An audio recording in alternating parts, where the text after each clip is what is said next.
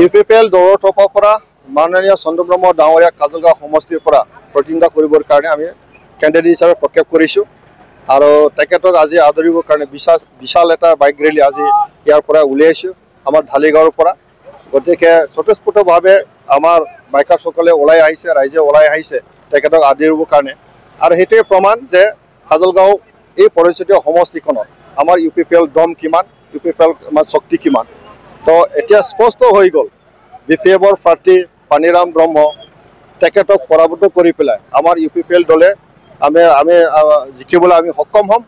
আৰু অনাগত দিনত আমাৰ বিটিচি চৰকাৰখনৰ লগত, কাৰণ বিটিচি চৰকাৰ ইউপিপিএলৰ নেতৃত্বত আকৌ চৰকাৰ আহিব, তো গতিকে আমাৰ কাজলগাঁও সমষ্টিখন বিগত সময়ছোৱাত বিটিচি চৰকাৰৰ লগত থাকি পেলাই কাম কৰিবলৈ কোনো সুবিধা পোৱা নাছিলে।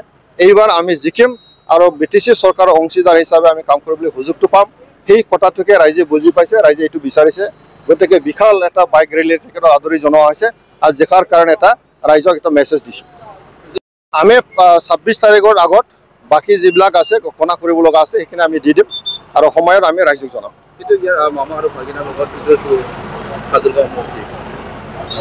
নাই, কাজলগাঁও সমষ্টি মামা আৰু ভাগিনাৰ লগত যুঁজ কোনো বিষয় নহয়। ইয়াৰ ৰাইজে কাক বিচাৰ কৰে। আৰু আমি জানো যে ইউপিপিএল দলে প্ৰমোদ বড়ো ডাঙৰীয়াৰ নেতৃত্বত যিটো কাম কৰি আছে, বিশেষকৈ আমাৰ কাজলগাঁও সমষ্টিত, ইয়াৰ কিন্তু আমাৰ ইউপিপিএলৰ ইয়াৰ MCLA নহয়, ইয়াৰ MCLA পানীৰাম ব্ৰহ্ম। এই 5টা বছৰত পানীৰামে কি কৰিছে ৰাইজে প্ৰশ্ন কৰি আছে। তেখেতক বছৰে বছৰে 50 লাখ টকা দিয়া হৈছিল। এই 50 লাখ টকাৰ কি কৰিছে ৰাইজে প্ৰশ্ন কৰি আছে। কিন্তু আমি মই ৰাজ্যসভাৰ সাংসদ আছে, লোকসভাৰ সাংসদ আছে জয়ন্ত বসুমতাৰী, আমাৰ MLA আছে। আমি 3জনে লগ লাগি পেলাই আমাৰ কাজলগাঁও সাব ডিভিজনৰ অন্তৰ্গত কাজলগাঁৱে হওক, আমাৰ 16 নম্বৰ যিটো নিচিমা সমষ্টিয়ে হওক, সব সমষ্টিতে আমি কাম কৰিছোঁ। ৰাইজৰ কাৰণে আমি দিছোঁ, গাঁৱে গাঁৱে উন্নয়নৰ কাৰণে আমি কাম কৰিছোঁ। তো ৰাইজে বুজি পায়। আজি মাটি দিয়াৰ ব্যৱস্থা কৰা হৈছে, ৰোগ নিৰ্মূলৰ কাৰণে পইচা দিয়া হৈছে, ছাত্ৰ ছাত্ৰীৰ কাৰণে পইচা দিয়া হৈছে, আৰু আমাৰ বেমাৰ আজাৰ চিকিৎসা কৰিবৰ কাৰণে পইচা দিয়া হৈছে।